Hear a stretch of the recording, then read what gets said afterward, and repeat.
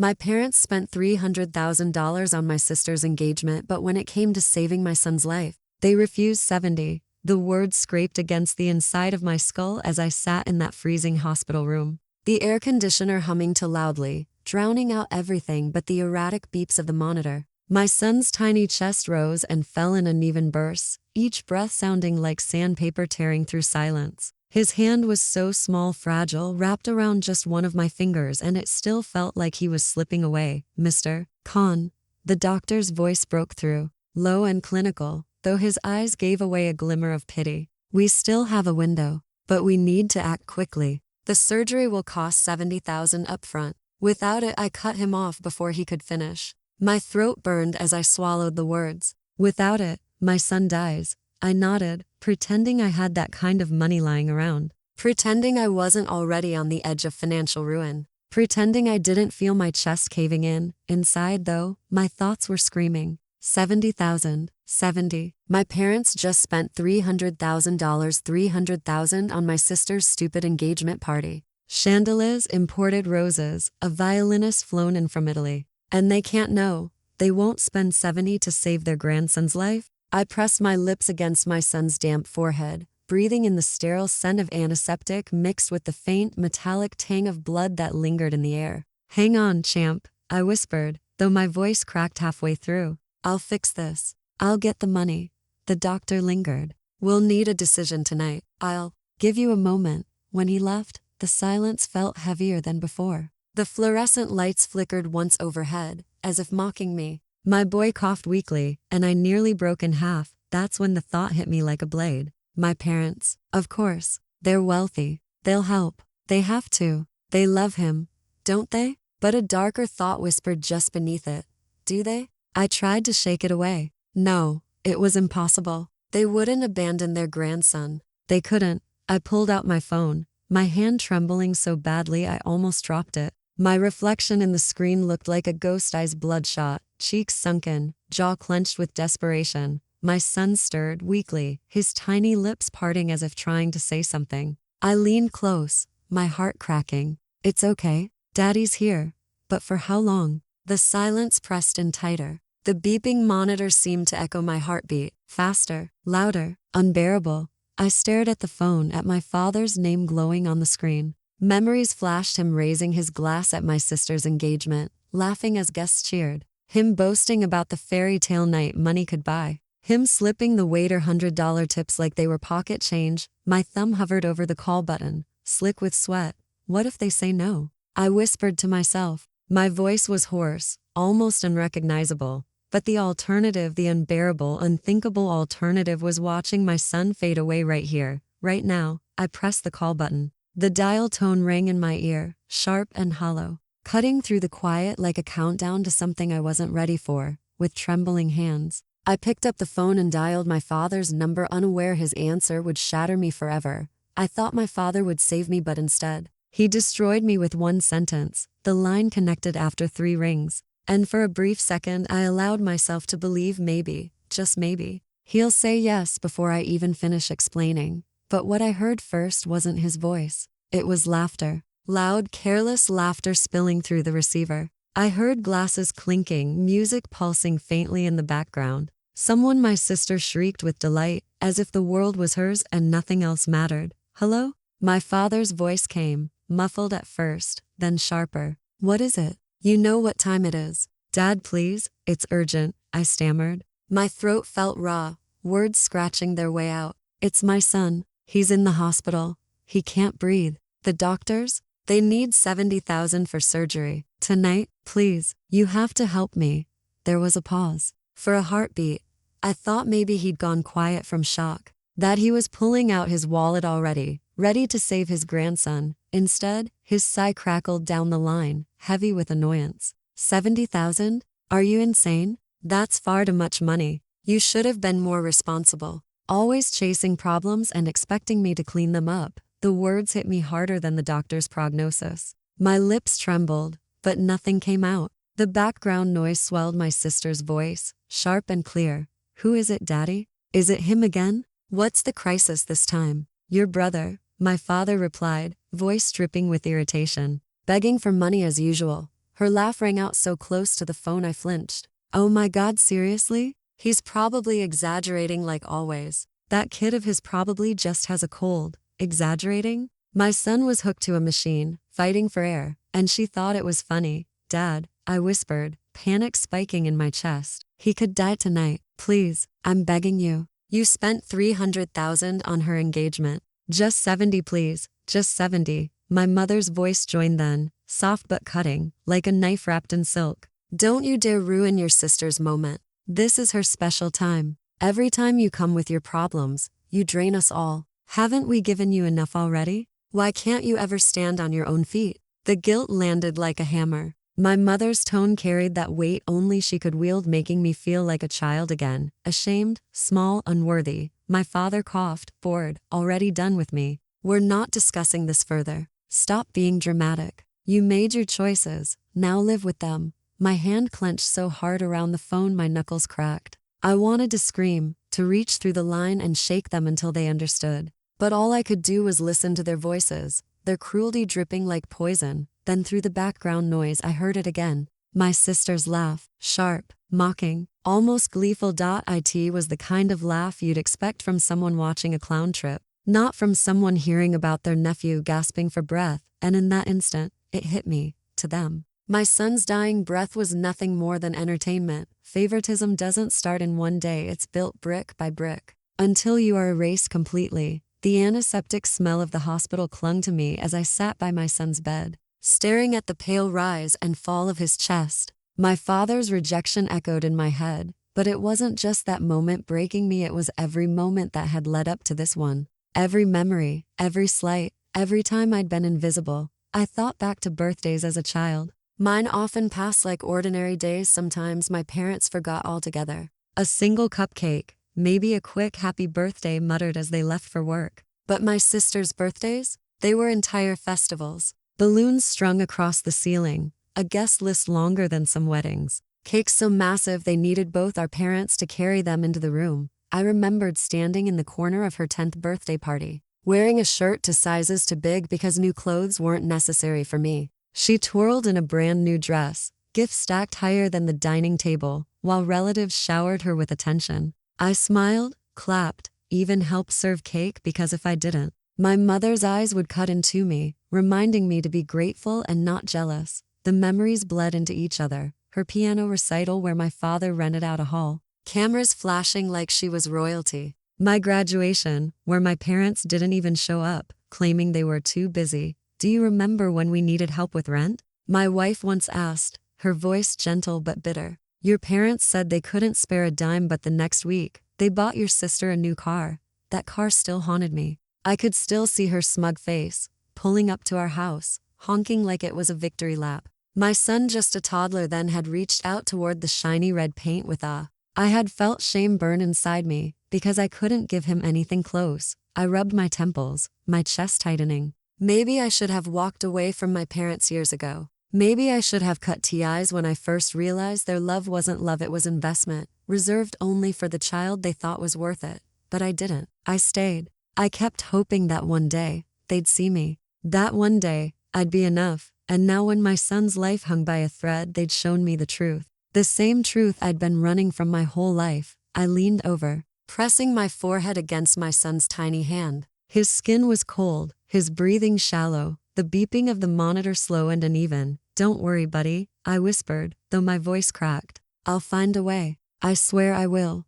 But inside, my blood boiled. Their laughter on the phone wasn't new cruelty, it was the same poison, just louder this time. They had built this betrayal over decades, brick by brick, until there was nothing left of me in their world. The fluorescent lights above flickered, humming faintly, casting shifting shadows across the hospital wall. And in that shadow, I saw it, the truth staring me in the face. This wasn't sudden. This wasn't shocking. This was the final piece of a puzzle they'd been assembling since the day I was born. And as I stood in that hospital room, I realized this betrayal wasn't sudden, it was decades in the making. When your child whispers your name with dying lips, something inside you breaks forever. The words came out in a rasp, a hollow sound swallowed by the plastic mask over his face. Mama, he breathed so small, so wet, and the sound hit me like a freight train. For a second, the world narrowed to that single syllable. The fluorescent light above buzzed. The monitor's beeping turned into a drumbeat in my ears. I felt the room tilt. "I'm here," I told him, pressing my forehead to his tiny hand. His skin was cold, clammy. The hospital's chilled air bit through my thin sweater. I kept talking anyway, because silence felt like surrender. "I'll get help. I promise." A nurse hovered nearby, clipboard tucked under her arm, practiced concern on her face. "We're doing everything we can, ma'am," she said, voice low, clinical. Her smile was small, forced like someone who's seen too many tragedies and learned to look polite without feeling it. She tapped the fur line and adjusted the oxygen. Her hands were steady. I clung to that steadiness like a raft. "Do you have anyone we can call for financial consent?" she asked.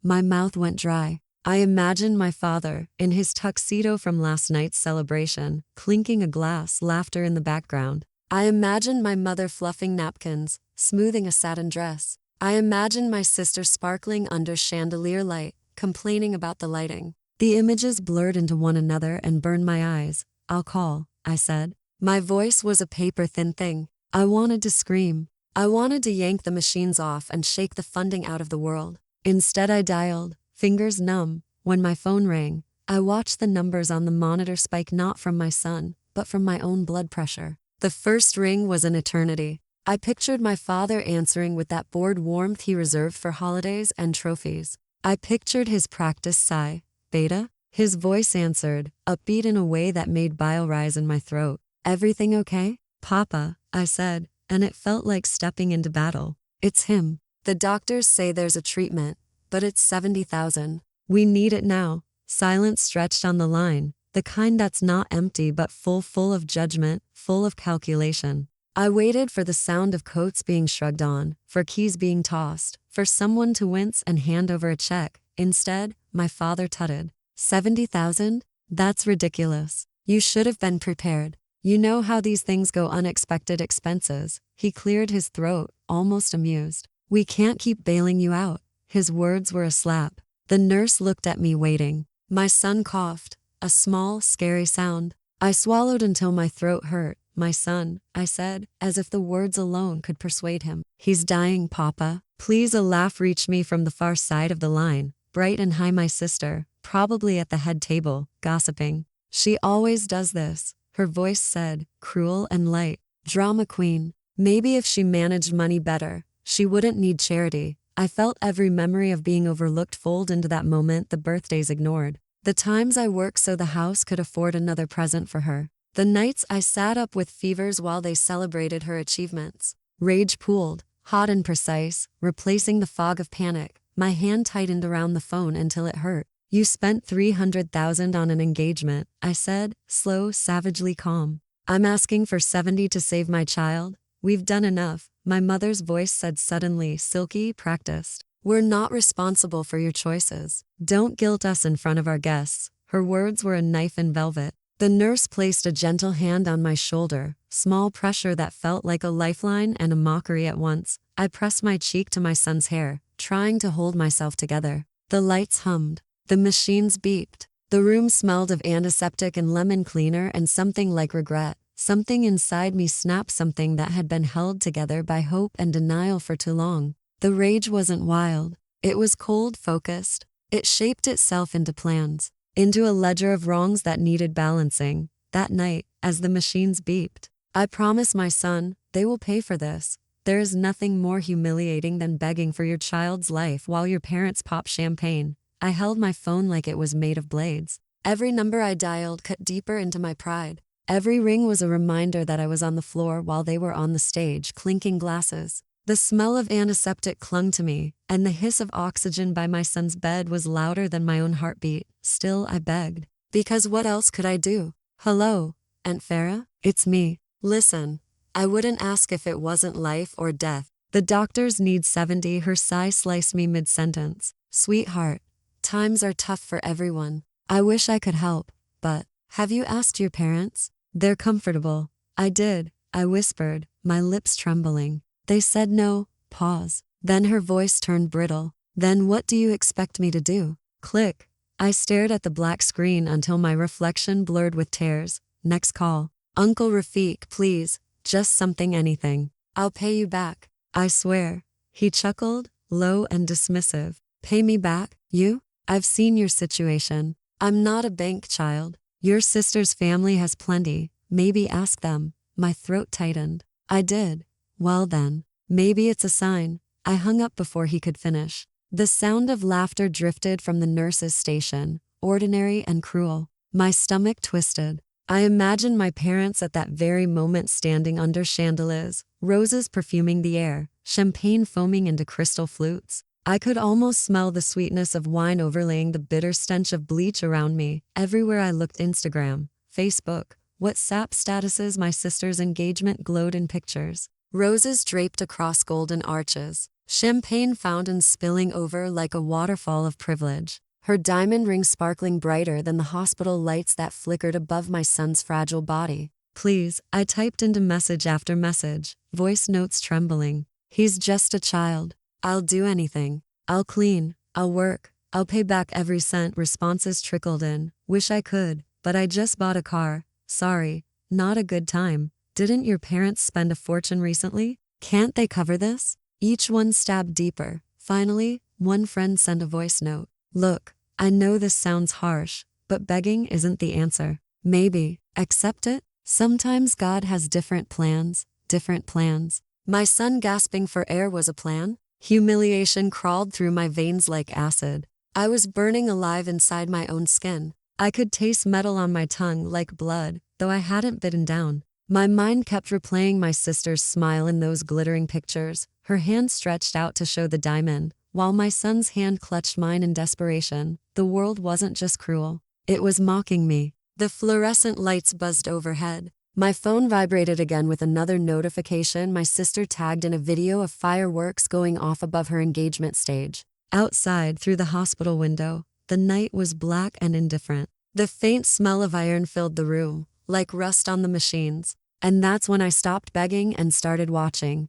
Perfection doesn't crumble in silence, it cracks loudly if you listen close enough. At first glance, everything about the engagement preparations screamed luxury. Roses taller than me, chandeliers humming with golden light, and vendors moving like an army under orders. But perfection is heavy, and I could hear it groaning. I didn't want to be there, folding napkins and tying ribbons, but my mother insisted. Family duty, she said, while my son lay in the hospital. I tried to keep my head down, but something gnawed at me. The numbers didn't add up. A florist brushed past me, muttering under her breath. I caught only a fragment, still waiting for balance payment. Balance? I asked carefully. She flinched, then forced a smile. Oh, nothing, madam. Everything's fine. Her fingers tugged nervously at her apron, eyes darting toward my mother before she rushed off. Later, while stacking wine bottles, I heard two men near the catering table. I thought they cleared the invoice last week. Shh,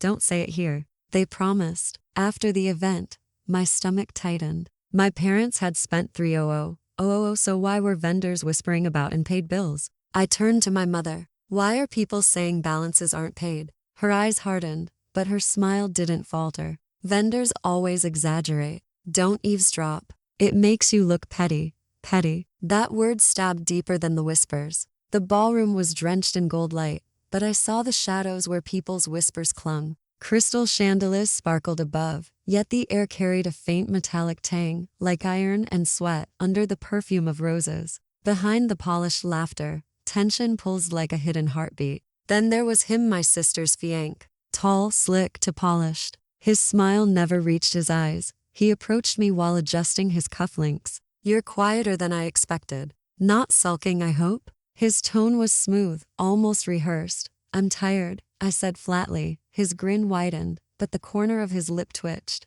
Big events drain people, but they're worth it for family. His eyes flicked toward a stack of papers on the table before darting away. I caught it. That glance. Too quick, too sharp. Why was he staring at financial documents meant for my father? Why did his fingers linger on envelopes when no one was looking? My gut twisted. Every instinct screamed he was hiding something. My sister floated toward us in a cloud of perfume and sequins. Why do you look suspicious? She teased, linking her arm through his. I forced a smile. Just tired. Her fiancé squeezed her hand, but his thumb tapped against her skin like a nervous tick. She didn't notice, but I did. While I wiped down a glass, I noticed a vendor slip an envelope beneath a stack of chairs. No one else seemed to care, but the sight burned into my mind. Envelopes, documents, payments whispered in corners. It all connected, though I didn't know how yet. The laughter, the clinking glasses, the glow of chandeliers, all of it felt staged, like a play where I was the only one noticing cracks in the set.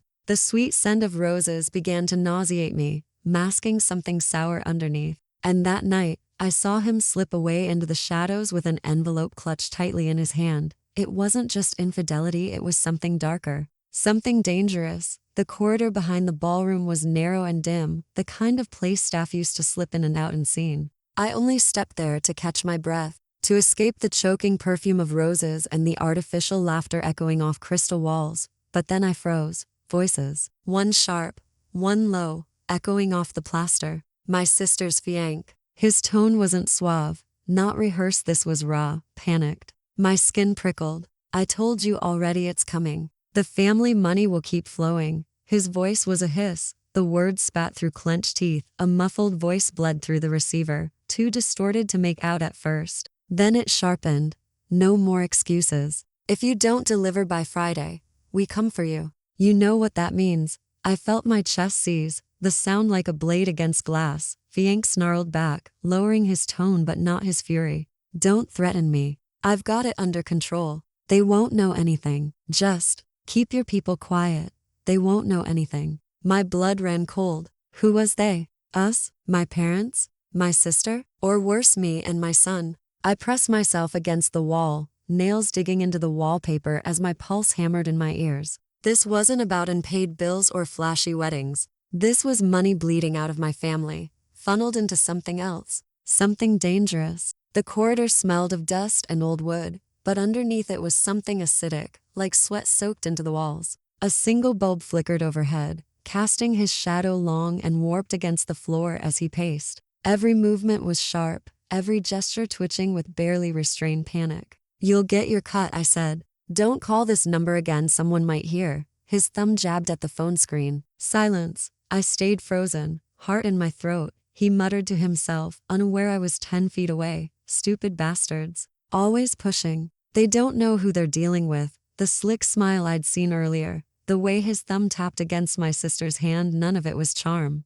It was control. He wasn't marrying into our family for love. He was digging in, planting roots in money he didn't earn, and my parents blind or willing accomplices. The thought of my father shaking this man's hand, of my sister glowing beside him while vendors whispered about unpaid debts, it made bile crawl up my throat. From the corner of my eye, I noticed something on the floor where he had stood, an envelope, dropped and half crushed under his polished shoe. He didn't even notice it slip. I couldn't see what was inside, but the seal was torn. Another crack in the fod. Another secret waiting to bleed. He straightened suddenly, pocketing his phone. His breathing slowed. He rolled his shoulders back, plastering the mask of confidence on again. Before striding toward the main hall, for a heartbeat, he paused. His head tilted just slightly as if he sensed he wasn't alone. His lips curled into the faintest smirk before he walked away. That smirk told me everything. He knew someone was close. Maybe he knew it was me.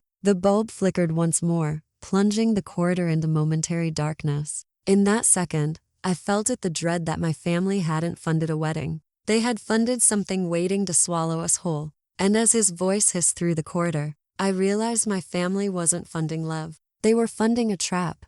When you've been erased your whole life, you learn how to become invisible, and invisibility sees everything. I had always been the background character in my own marriage, quiet, overlooked, dismissed. But now that dismissal had turned into my weapon. I realized something terrifying. He wasn't careful. He thought I wasn't watching. That arrogance would destroy him. Each night, I became the shadow in our home. My notebook hid beneath a false drawer in my vanity, filled with dates, times, and every flicker of suspicion. The faint perfume clinging to his shirt that wasn't mine. The 1:14 a.m. texts he swiped away like a guilty teenager. The way he lingered too long outside, whispering into his phone like the walls were listening. I was listening. Late again? I asked one night, forcing a soft, practiced smile. He glanced at his watch, jaw tightening. Work dinner ran over. You know how clients can be. But his tie was crooked, lipstick barely smudged against the collar. Not my shade. Smells like a different cologne tonight, I said lightly, eyes on the wine bottle. He froze for half a second before flashing a laugh that didn't reach his eyes. New aftershave. Thought I'd try it. You don't like it? I shrugged, as if it didn't matter. Inside, I wrote the truth. Line number 47. The house was heavy with silence when he entered, like the walls held their breath until he left again. I memorized every creak of the floorboards, every snap of his lighter, every soft ding of an incoming text. I could tell the difference between the vibration of a work email and a secret chat just by how quickly his hand flew to his pocket. Sometimes I heard a faint hum when he thought I was asleep, low chuckles, half muffled by the bathroom door, words like soon and transfer. I pressed my ear against the cool wood, heart pounding, wishing I could break the lock with my bare hands. Vendors at the market began to notice too. A woman slipped me a folded note once, pretending it was my change. Inside, he's been seen with another. Be careful. Another time, the butcher muttered, he pays in cash, but never takes meat home. Strange, isn't it? I smiled politely, but inside, my paranoia sharpened into steel. Every word, every glance became evidence, and still, he carried himself like a king in his kingdom, tossing his jacket across the couch, tapping his fingers against the glass table in careless rhythm.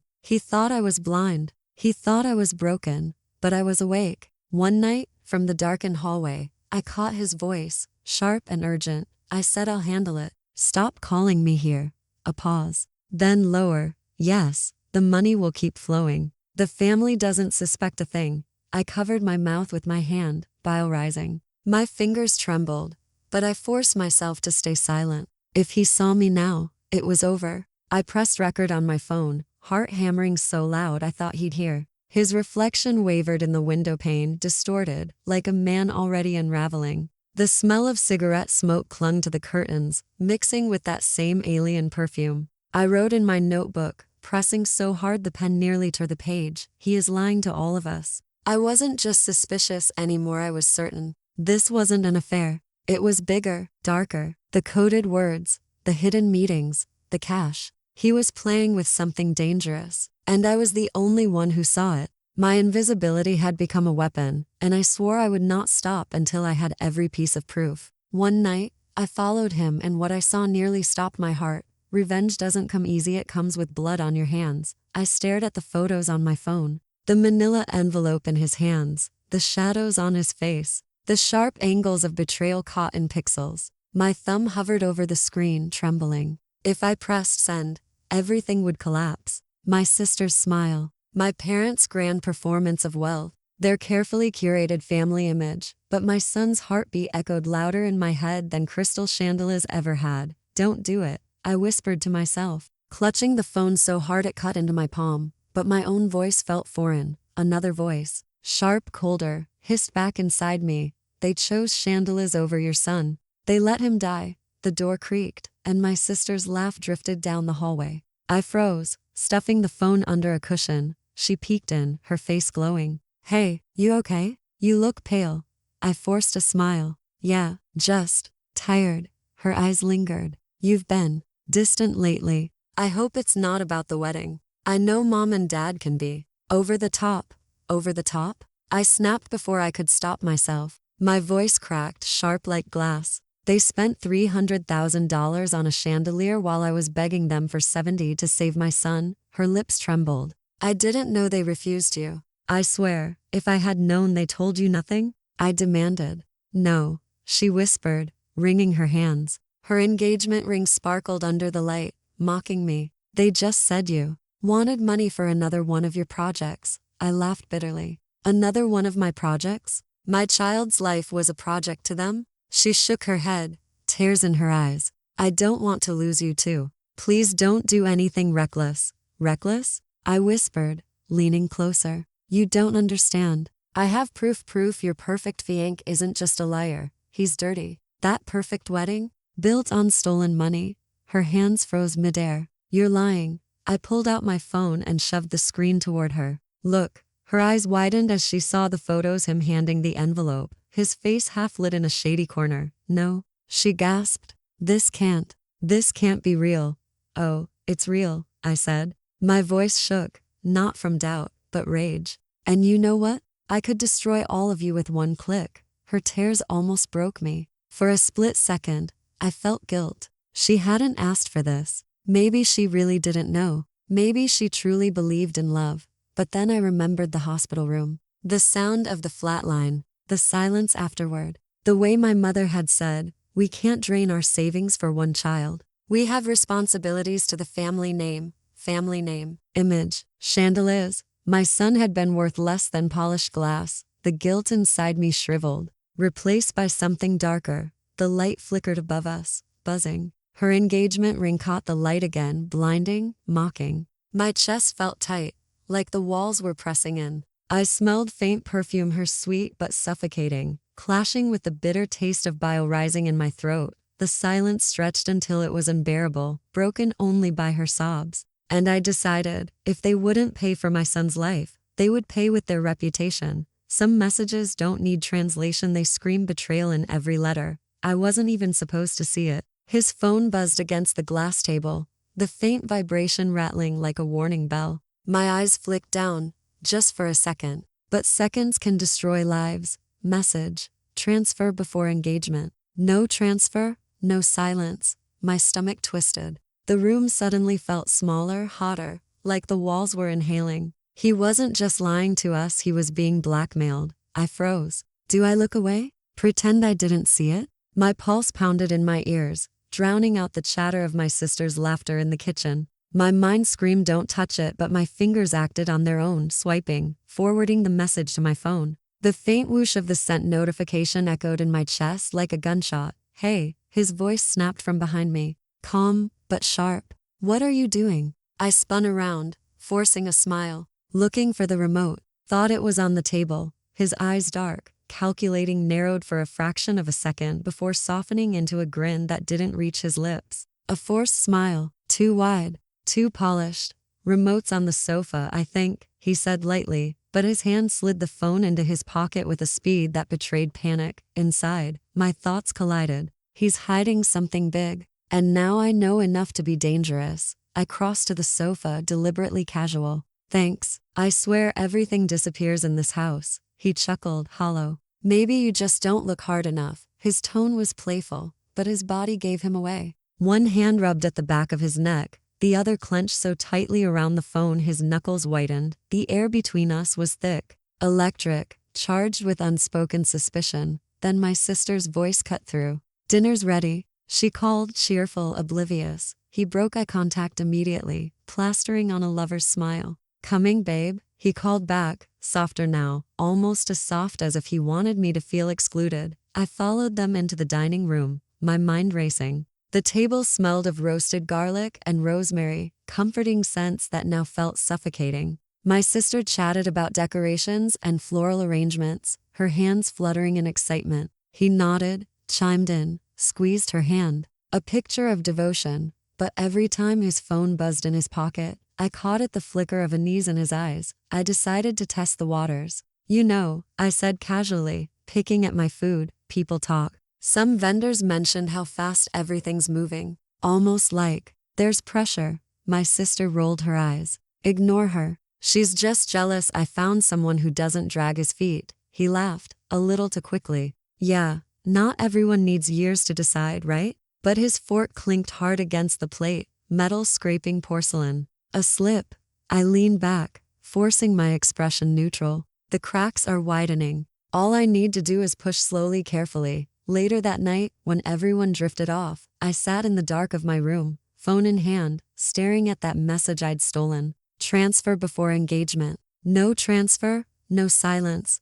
Who was demanding money? What did they know? And why was silence being sold at such a high price? The answers didn't matter yet. What mattered was leverage. And now, I had it. And that's when I realized if he fell, my parents would fall with him. The more lies I uncovered, the more my parents buried their heads in the sand. It started small, a florist. Her voice tight with irritation as she wiped her hands on a stained apron. "And paid?" I repeated, feigning confusion. She sighed. 3 invoices. "Your sister's fiancé said the money would come by Monday." That was 2 weeks ago. Her eyes darted past me, lowering her voice. "Look, I don't want trouble, but vendors talk. He's juggling too many promises. My chest tightened. $300,000 spent and still unpaid bills? Where the hell was the money going? I thanked her, forcing a smile, and walked away. But the air felt heavy, like I was dragging chains behind me. Later that week, another vendor confirmed it.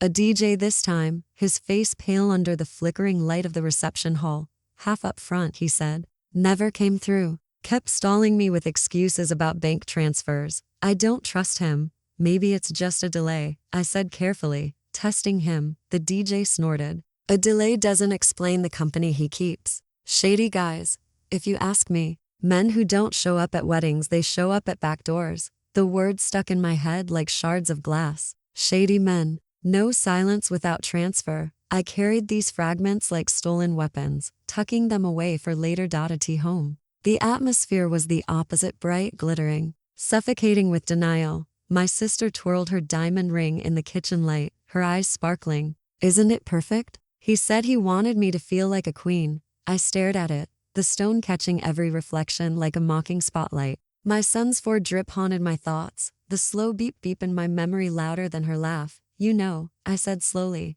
I heard some vendors haven't been paid. She scoffed, waving me off. Oh please, everyone exaggerates. You're jealous, admit it. You can't stand that he takes care of me. He's taking care of you, I whispered, but who's taking care of the bills? Her eyes narrowed. For a flicker, doubt flashed, but she buried it fast under a smirk. Unlike you, I don't question love. I wanted to scream. Instead, I bit down on the inside of my cheek until I tasted iron. Dinner with my parents was worse. My father carved roast chicken while my mother poured wine, both pretending life was flawless. Dad, I said, breaking the silence, have you looked into his business? People are talking. My father's knife hit the plate hard. People always talk. Don't bring gossip into this house. But unpaid vendors aren't gossip. My mother cut me off, smiling too wide, her hand trembling just enough to slosh wine over the rim. He's a good man. He makes your sister happy. That's all that matters. No, I snapped, the word tearing out of me. What matters is truth, and you're ignoring it. The silence was suffocating. My father's jaw flexed. My mother looked away. Inside, anger seared me. They would rather drown in lies than admit they chose wrong. That night, I sat by my son's bedside, watching the slow drip of the four, the faint antiseptic smell burning my nose. His small hand twitched in sleep. I whispered, they're blind, baby. But I'm not, and I won't let him destroy us. I tightened my grip on my phone, scrolling through the messages, the vendor contacts, the whispers I had collected like threads of a net. And I knew I couldn't just reveal the truth. I had to expose them publicly. They took my son's hope. I was about to take their pride. I sat at the kitchen table, the glow of the laptop screen washing my hands in cold light. Every photo, every screenshot, every invoice, every whispered recording, I copied them all onto a small, black flash drive. My hands shook so badly that I almost dropped it twice. This is it, I whispered to myself. No more hiding. No more excuses. The flash drive gleamed under the overhead light like a blade, small but deadly. I called my friend Alex, my voice barely steady. You're sure the projector will work? He snorted softly on the other end. I tested it 3 times. Just give me the signal, and your family's fairy tale turns into a horror show. The corner of my mouth twitched, almost a smile. It's not just for me. It's for my son. There was a pause. Then Alex's tone softened. Then we make it perfect. No slip-ups, but even with the plan in motion, fear not at me. I imagine the hall, the chandeliers, the clinking glasses, the 100 faces turned toward me. My parents' pride burning bright, my sister glowing in her gown, and behind it all, the truth pulsing on this tiny device in my hand. I closed my eyes, pressing the flash drive against my palm so hard it left an imprint. This is my weapon, my only weapon. The next day, I packed it carefully into the inner pocket of my bag. I rehearsed it all in my head. The timing, the reveal, the moment. Silence would fall and their world would crack. My mother knocked on my door as I zipped the bag shut. You're coming early, right? She asked, her voice too sweet, her smile too tight. Yes, I said, slipping the bag behind me. Wouldn't miss it. Her eyes lingered, narrowing just slightly, as though she could smell the rebellion on me. But then she smiled again, thin, forced, and walked away. The venue. The air was heavy with perfume and champagne. Waiters hurried past with trays, chandeliers glittered, and a string quartet played in the corner. My stomach churned at the sight of my sister's smug grin as she posed for photos, her fianki's hand glued to her waist. Alex texted me, projectors in place. Back corner. Nobody suspects. I typed back, wait for my cue. As I moved through the crowd, I overheard whispers. She looks like a princess. They must have spent a fortune. Best engagement of the year. Each word cut into me, deeper than the last. I wanted to scream at them, shake them, drag their faces toward the lies festering beneath the glitter. Instead, I smiled, nodded, played my role. Inside, though, my heart was pounding so loudly I swore people could hear it over the violins. At one point, my father clasped my shoulder, his grip firm but oddly tense. Proud night, he said, his voice carrying forced cheer. Your sister deserves this happiness. I stared at him, reading the faint twitch of his jaw, the tightness in his eyes. She does, I answered. But happiness built on lies doesn't last. His hand froze for half a second before releasing me. The symbolic object, the flash drive, burned in my bag like it was alive. I touched it through the fabric, grounding myself. This is my truth, my son's truth, their nightmare. And as the music began and the guests arrived, I slid the flash drive into my bag, my weapon of truth. They called it the engagement of the year. I called it the stage for their downfall. The ballroom shimmered like a dream if dreams reeked of hypocrisy. Crystal chandeliers dripped light across tables overflowing with roses and gold-trimmed glasses. A champagne fountain sparkled in the center, and the scent of vanilla candles mixed with perfume so thick I could barely breathe. I lingered near the back, clutching my bag. Inside it, the flash drive rested against my palm like a heartbeat. Everyone else saw a fairy tale. I saw a coffin made of glass. My sister twirled across the floor in her designer dress, ivory silk catching every flash of the cameras. Guests applauded. My parents stood close, their smiles wide, practiced, brittle. My mother's fingers tightened around her champagne flute whenever someone mentioned the money spent. My father's jaw worked as he nodded to compliments, his eyes darting, checking, calculating. Look at her, someone behind me whispered. Like a real princess. I gritted my teeth. A princess crowned with my son's death sentence. I spotted Alex across the room, leaning casually against the wall by the sound booth. He raised his glass in a subtle toast. I gave the faintest nod. My phone buzzed his message. Projectors ready. Just give the cue. I typed back quickly under the tablecloth. Wait until the lights shift. A cousin brushed past me, laughing. Why so serious? You look like someone died. I forced a smile. Maybe someone did. He blinked, awkward, then shuffled away with his drink. My mask slipped for just a second, but no one seemed to notice. My parents climbed the dais to address the crowd. My father's booming voice carried, "Tonight, we celebrate love, family, and the future. No expense was spared because nothing is too much for our daughter." Applause rippled through the hall. My stomach flipped. My mother leaned into the microphone, her eyes scanning the room. For a moment, I swore. They lingered on me, sharp, suspicious. But she laughed, tossing her hair back. And soon, she will start her new life with a man who cherishes her as much as we do. Her words tasted like ash in my mouth. I turned slightly, pretending to sip my drink while watching the fiancé. He wore a grin too wide, a hand that squeezed my sister's waist just a little too tightly. He looked like a prince to them. To me, he looked like a vulture in a suit. My sister giggled into the microphone. This is the happiest day of my life.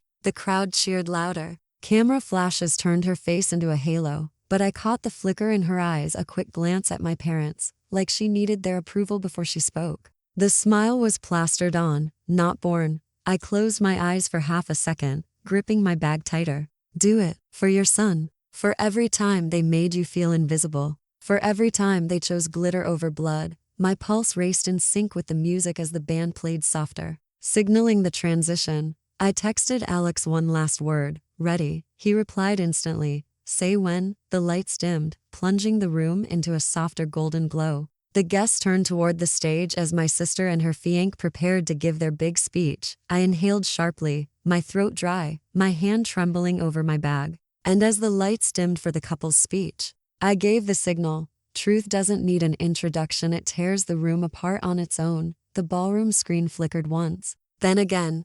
Before the slideshow could begin, people leaned forward in anticipation, champagne glasses raised, cameras ready. My palms sweated against the strap of my bag. Then boom. Not soft music. Not engagement photos. The first image snapped onto the screen. Her fiancé in a dimly lit parking lot, shoving an envelope thick with cash into another man's hand. Gasps erupted like a chain reaction. What is that? Someone whispered loudly. My sister froze mid-smile. The microphone trembled in her hand. The images rolled one after another. Him on the phone, leaning against his car, jaw clenched, eyes darting. A text message screenshot. You'll get the rest when she signs the prenup. Don't push me. The room filled with murmurs. Confusion first, then suspicion, then outrage. No. This has to be a mistake. My mother's voice cut through the noise, but it wavered. My father's lips parted, his head swiveling between the screen and his future son-in-law. His hand gripped his glass so tightly I thought it might shatter. My sister whispered, almost too soft to hear. What is this? Her fiancé tried to recover, stepping forward with a nervous laugh. Ladies and gentlemen, clearly someone thinks this is funny. These are doctored, fabricated. His words were smooth, but his face betrayed him. A bead of sweat rolled down his temple. His smile shook at the edges. His hand flexed, clenching and unclenching at his side. The screen didn't care. A video clip played. His voice filled the hall. She's just leverage. Once her family pays out, I'm gone. The guests gasped louder. A woman dropped her champagne glass. It shattered against marble. I swallowed hard, heat rushing up my neck. This is it. They're seeing it. They can't unsee it. My parents stood frozen. My mother's painted lips trembled, her head shaking violently. No, he wouldn't. But my father's silence was worse. He just stared, jaw twitching, his skin pale beneath the ballroom lights. The fiancé snapped, his voice booming. Enough. He turned sharply toward the crowd. These are lies. Someone is trying to ruin me, ruin us. Then why does he sound exactly like you? A guest shouted. Another yelled. We all heard it. The murmurs turned into accusations, echoing through the chandelier-lit hall. Phones were raised. People were recording. My sister staggered back a step, her dress pooling like spilled milk around her feet. Is it true? She whispered, her voice cracking. Did you use me? Of course not. He barked too quickly to harsh. He grabbed her wrist. Don't listen to them. She winced, trying to pull away. That one movement said more than any file on the screen. Inside me, a storm raged. This is what they chose over my son's life. This fraud. This show. And now, they're watching it burn. The crowd surged with questions, overlapping, deafening. The music had stopped, but the chaos had its own rhythm. Shoes scraping, voices shouting, champagne glasses clinking nervously. The fiancé's mask cracked completely. His face twisted red, eyes darting like a trapped animal. Then he spun, arm jerking toward me. You. He roared, spit flying. His fingers stabbed the air. This was your doing. And then, in a rage, he pointed at me and screamed. This was your doing. Sometimes you don't even need to push the guilty expose themselves in their rage. The instant he pointed at me, the room's tension snapped. His face twisted, red with fury, veins standing out along his neck like ropes about to snap. You set me up. He roared, spit flying. You think you can destroy me? His shoes screeched against the marble as he lunged forward. Gasps shot through the crowd. Chairs toppled. My heart slammed against my ribs. For one frozen second, I thought he would actually tear into me with his bare hands. Then a group of guests grabbed him, pulling him back by the arms. His blazer twisted, buttons straining. But he didn't stop thrashing. I'll ruin you, he bellowed, voice cracking under the weight of his rage. His eyes wild, bloodshot, darting locked on me like I was the only person in the room. Inside, I forced myself not to flinch. Hold steady. Let him do it. The more he screams, the more they see the real him. My sister's cry cut through the chaos. Please, stop. Her voice was raw, desperate, trembling. She stumbled forward, mascara streaking her face, but he didn't hear her. You think you're better than me? He snarled, spittle glistening on his lips. Your whole family is rotten. Without your parents' money, you're nothing. The room erupted with murmurs.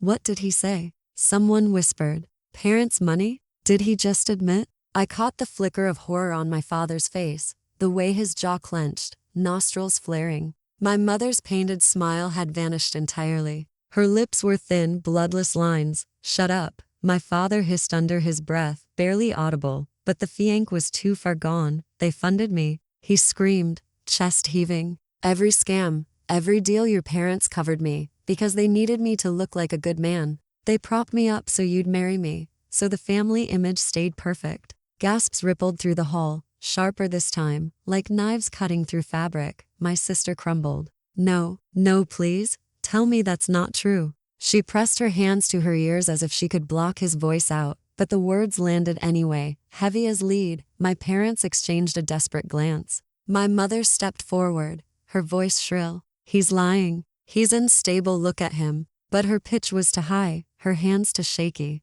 The crowd wasn't buying it. Phones were recording every word. The fianc laughed then, a jagged, ugly sound. Lying? You think they don't know? You think they didn't see the money trail? He jerked against the hands holding him. Your mother wrote the checks. Your father made the calls. The ballroom fell into stunned silence. My insides twisted. This was it, the cracks tearing wide open. The perfect family mask, shredded in front of everyone. I wanted to breathe, to scream, to collapse, all at once. But I stayed still. I had to.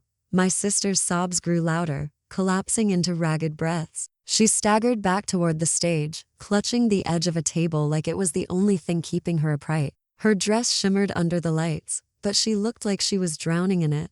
Was any of it real? She whispered, her words swallowed by the silence. The fianc sneered, lips curling. Real? The only real thing here is money. And they all knew it. My father's face darkened, his voice low, warning. Enough. But it was already too late. The fianc tore free of one man's grip just long enough to twist toward me again, pointing, eyes blazing with venom. His voice dropped, quieter now, but sharp as glass. Your parents knew everything. And then he spat the words that cut deeper than any knife. Your parents knew everything. It wasn't just his betrayal, it was theirs too. The words "your parents knew everything" echoed in my skull, louder than the gasps around me. My body froze, rooted to the marble floor. I turned toward them, toward my parents, praying for denial, for something. Anything to prove him wrong, but they didn't move. My father's jaw clenched, sweat glistening along his temples, his tie suddenly too tight as he tugged at it. My mother trembled, her hands twitching against the silk of her gown. Eyes darting to the exits, to the guests, to me, but never holding my gaze. That silence screamed louder than the fianc's confession. Guests whispered in jagged, overlapping fragments. Did they really know? After everything, after the sun? Oh my God, this changes everything. Phones were still recording, their tiny red dots blinking like warning lights. My sister broke first. She spun toward them, voice raw. You knew? Her shriek cracked, echoing through the chandelier-lit hall. Tell me he's lying, please. Tell me he's lying. My mother reached out, voice wobbling. Sweetheart, listen, no. My sister screamed, shoving her hand away, nearly stumbling on her heels. You ruined me. You ruined all of us. Her sobs turned hysterical, guttural, as she collapsed against a chair. Guests recoiled, some looking at me with pity, others with sharp, eager judgment. Inside, my thoughts tangled. They knew, all along. Every desperate plea, every tear I shed for my son, they ignored me. But they had money for him, for scams, for appearances, for a glittering engagement while my child fought for his life. My chest constricted so tightly I thought I might shatter with the chandeliers above. My father finally spoke, voice low and dangerous, like a man cornered. This has gone far enough. Everyone put your phones away, now. But no one obeyed. The guests just stared. One man muttered, you can't silence this. Another whispered, it's over for them. My mother's fod cracked entirely. Tears streaked her makeup, black rivers cutting through gold powder. We only wanted to protect the family name. She whimpered. Her confession wasn't shouted, it slipped out like a secret that had been rotting inside her. Gasps, more whispers. My stomach lurched. Protect the family name? They let my son suffer to save their reputation? My sister rose to her feet, mascara smeared, her voice cutting like broken glass. You cared about your image more than me, more than him, more than your own grandson. My father barked, enough, but it was hollow. Now, even his own voice betrayed him, trembling under the weight of the truth. The chandeliers seemed to dim. Or maybe it was just the way everything drained out of me. The laughter, the pride, the wealth, it all turned to ash in that moment. The golden image of my parents collapsed in front of the entire community, and all I could do was stand in the wreckage, hollow and burning. People began filing out, muttering, shaking their heads. Some wouldn't even look at us. Others recorded until the very end. The glamour was gone. Only shame remained, dripping from the walls like wax from dying candles. I barely noticed when a hand brushed mine. A folded envelope slipped into my palm. I jerked, but the person was already gone, lost in the dispersing crowd. The paper was thin, almost to light, but the words scrawled across the front made my stomach drop. For you. No signature. No sender, only silence. And as the crowd dispersed, someone placed a letter in my hand and signed. Chilling, even when the villain falls, their shadow lingers. My hands trembled as I stared at the envelope. Its weight deceptively light, as if danger itself could be folded into paper. The chaos of the ruined party buzzed around me, heels clicking, voices muttering, chandeliers still swaying faintly overhead, but all I could hear was the frantic beat of my heart. Do I open it? My fingers were slick with sweat, the paper softening under my grip. I tore it open anyway, because fear doesn't wait for courage. Inside, one page, handwritten, slanted, sharp strokes, his handwriting. You think you've won tonight, but you've only torn down the mask, not the man. Do you really believe this ends here? You humiliated me, but I still hold secrets ones your family would kill to keep buried. And when the dust settles, I'll still be standing, while you'll be left choking on the ashes of your little victory. My stomach twisted. My fingers clenched tighter, creasing the page. He's still playing games. Even after being exposed, he wants control, wants me cornered. I whispered under my breath, what the hell are you planning now? Are you okay? A voice startled me. It was Mara, one of my sister's friends, lingering near the doorway. Her eyes darted to the letter. I shoved it slightly behind me. It's nothing. My voice cracked. The lie was too thin, her brows furrowed. That's not nothing. He slipped it to you, didn't he? I saw him watching you before security dragged him out. A chill crawled up my spine. You saw him? She nodded, lowering her voice. He was smiling, not like a man defeated, like a man who knew something you didn't. Her words sank into me like ice water. The ballroom air felt heavy, suffocating, the smell of spilled champagne mixing with sweat and perfume. Every sound, the clatter of a dropped glass, the murmur of guests felt amplified, pressing against my skull. I forced my eyes back to the page, scanning again. This isn't over. You'll see me again. And next time, you won't be the one holding the knife. I pressed my hand over my mouth, suppressing a gasp. Mara touched my arm gently. What does it say? I shook my head. It's not safe to tell you. Not yet. Her face paled, but she didn't press. She just whispered, be careful. He's not done. Then she slipped into the crowd, leaving me with the echo of her warning. Inside, my thoughts churned violently. He's stripped of power, disgraced in front of everyone, but somehow he still has a card to play. Secrets about my family, about my parents, about my son. My breathing grew shallow, chest tight. What if he's right? What if tonight wasn't the end, but the start of something worse? The letter slipped from my hands, fluttering to the floor. I bent to grab it, and that's when my phone buzzed. The vibration rattled against the glass table beside me, sharp and urgent. Unknown number. One new message. I tapped it open, dread tightening my throat.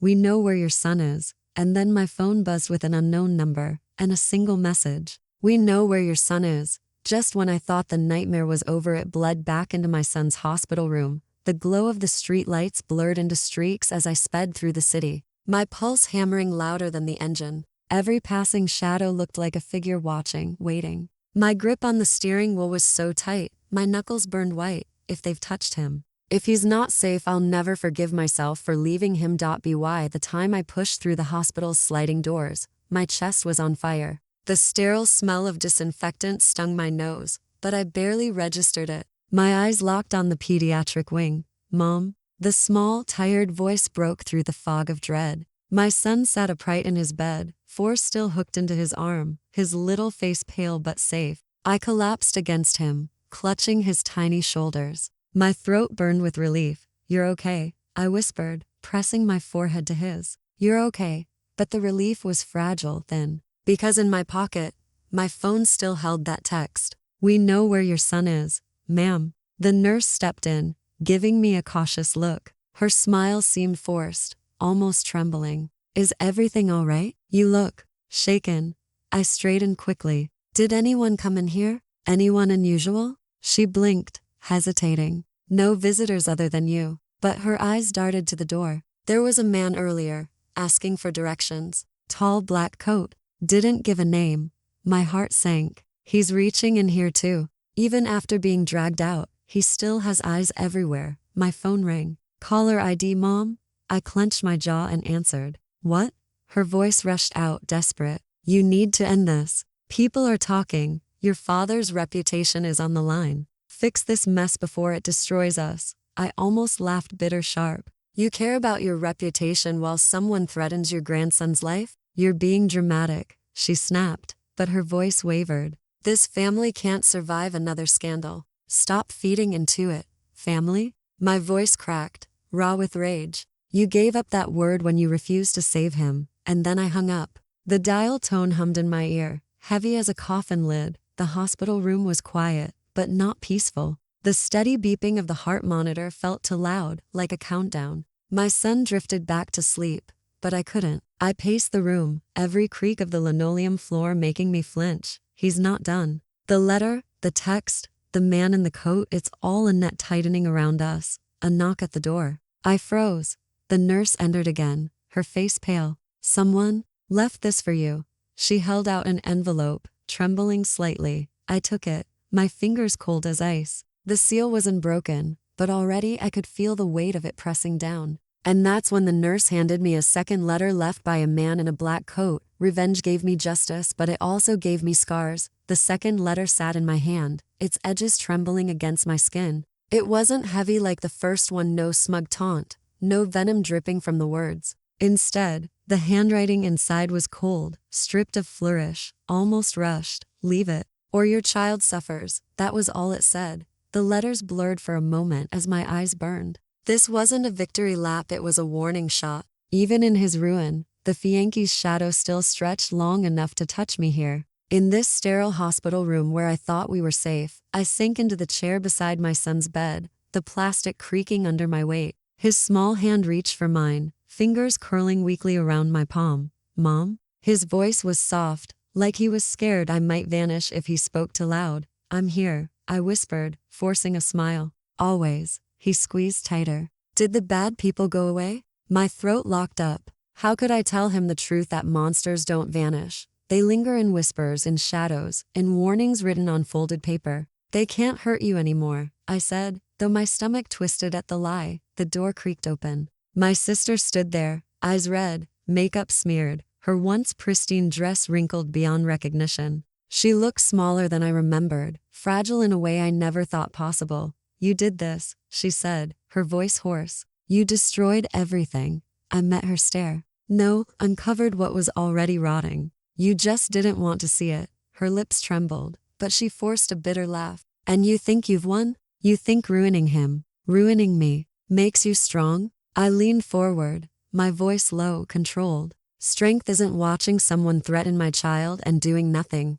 It's standing up when no one else will, even when my own family turns their back. She flinched. Her hands twisted together, knuckles pale. But her eyes, those same eyes that once sparkled with childish mischief, were hollow now. I hate you, she whispered. Before turning and walking away, her perfume lingered in the room, sharp and cloying. But behind it I caught the faintest whiff of something else, the sterile sting of rubbing alcohol mixed with the faint metallic tang of blood. A reminder of where we were, and why. My parents didn't show up. Not that night.